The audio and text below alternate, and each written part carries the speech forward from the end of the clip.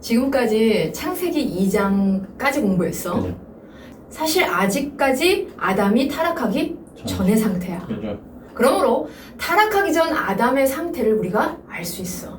어떻게 알 수 있느냐면 먼저 하나님께서는 아담에게 당신이 만드신 것들의 이름을 지어주게 하셨어. 그죠, 그죠. 왜 지어주게 하셨을까? 또한 두 번째 사람인 하와의 이름도 짓게 하셨는데 바로 이를 통해서 타락하기 전 아담의 상태는 어땠는지를 공부할 거야. 결국 타락하기 전 아담의 상태, 즉 하나님께서 인간을 본래 어떤 상태로 만드셨는지에 대해서 공부해 볼 거야. 창세기 2장 19절에 보면 여호와 하나님이 흙으로 각종 들짐승과 공중의 각종 새를 지으시고 아담이 무엇이라고 부르나 보시려고 그것들을 그에게로 이끌어 가시니 아담이 각 생물을 부르는 것이 곧 그 이름이 되었더라 라는 말씀처럼 하나님께서는 아담에게 당신이 만드신 만물의 이름을 지어주게 하셨어. 그죠. 이름이란 뭐야? 그 대상의 본질, 특성을 담고 있어. 그죠. 그렇기 때문에 어떤 대상의 이름을 지어주기 위해서는 그 대상의 본질과 특성을 파악해야만 그 이름을 지어줄 수 있어. 예를 들어보자. 너 이름을 지어줄 때 아무나 네 이름을 지어줄 수 있어? 없어. 그죠. 예를 들어서 옆집 아저씨가 아무리 친하다고 해도 그 옆집 아저씨가 네 이름을 지어줄 수 없어. 또한 너와 상관없는 사람이 아무리 유명한 사람일지라도 너의 이름을 지어줄 수 그죠. 없어. 그죠. 그럼 누가 너의 이름을 지어줄 수 있겠어? 지어줄 자격이 있느냐 말이야. 그죠. 바로 너의 부모님, 그죠. 너의 할아버지, 할머니 정도. 가족. 그렇지, 가족. 너가 어떻게, 어떤 역사를 통해 태어났는지, 곧 너의 본질과 특성을 잘 알고 있는 사람만이 그죠. 네 이름을 지어줄 수 있는 거야. 예를 한번 더 들어보자. 반고흐가 그림을 그렸어. 그리고 그 그림에 이제 그림을 완성하면은 이름을 붙여주잖아. 그거를 옆집 아줌마가 반고흐를 아무리 도와준다고 하고 옆집 아줌마랑 반고흐가 아무리 친하다고 한다 할지라도 또한 다른 사람이 반고흐가 그린 그림에 이름을 붙여줄 수 있어? 없지.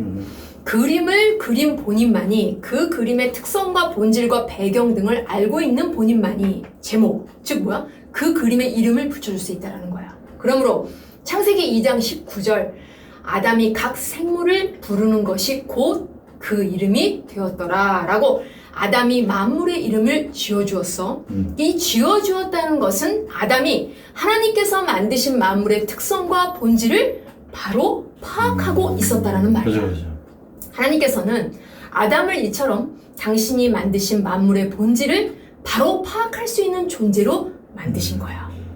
이런 아담만이 하나님을 대신해서 만물들을 다스릴 자격이 있었기 때문에 아담에게 만물의 이름을 짓게 하신 것이고 그 후에 그것들을 다스리도록 아담에게 맡기셨던 거야.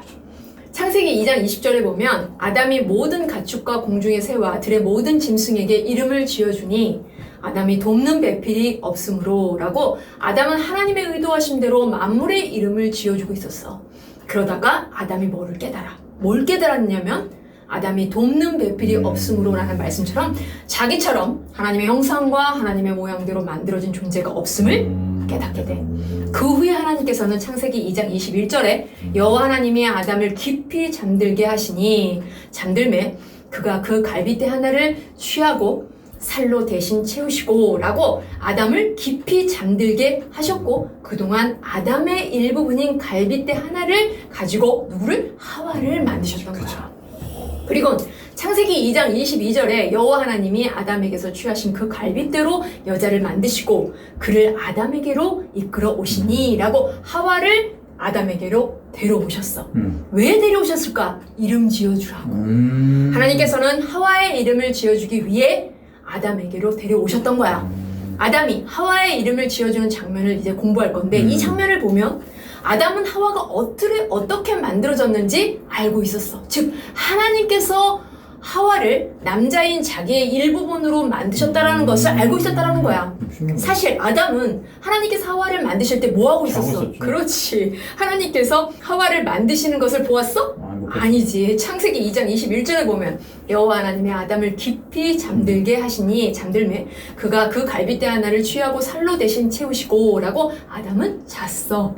하나님께서 아담은 깊이 잠들게 하셨기 때문에 아담은 하나님께서 하와를 만드시는 걸 보지 못했단 말이야. 그죠. 이처럼 아담은 하나님께서 하신 일을 보지 못했어. 그런데 아담은 하나님께서 무슨 일을 하셨는지 명확하게 알고 있었다는 거야. 아담이 저 멀리 하와가 오는 것을 보았어. 하나님께서 하와를 데리고 오셨잖아, 아담에게로. 왜? 이름 지어주라고. 너 한번 생각해봐. 하와가 멀리 이렇게 왔을 때 아담의 기분이 어땠을까? 얼마나 좋았을까? 그렇지. 그래서 아담이 뭐라고 그러냐면 그 하와를 보고 창세기 2장 23절에 아담이 이르되 이는 내 뼈 중에 뼈요 살 중에 살이라. 이것을 남자에게서 취하였은즉 여자로 부르리라 라고 하시니 감탄사야. 뼈 중에 뼈요 살 중에 살이라.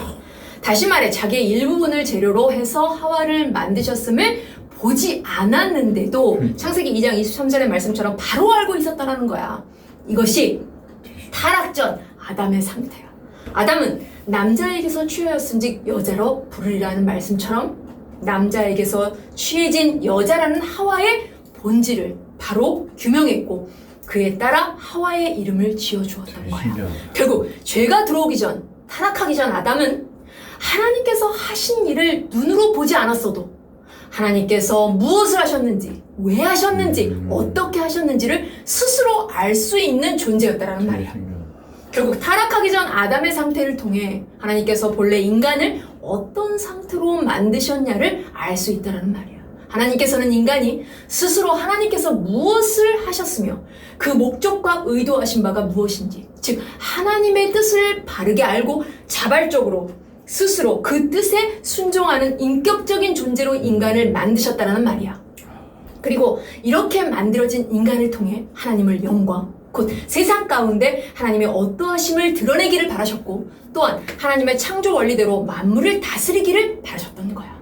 창세기 3장까지의 말씀을 통해 이처럼 타락 전의 아담의 상태가 어떠한지를 우리가 살펴보았어.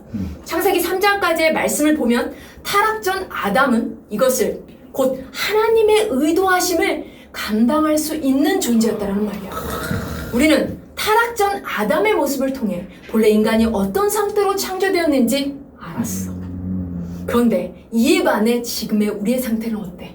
돌아봐야 돼.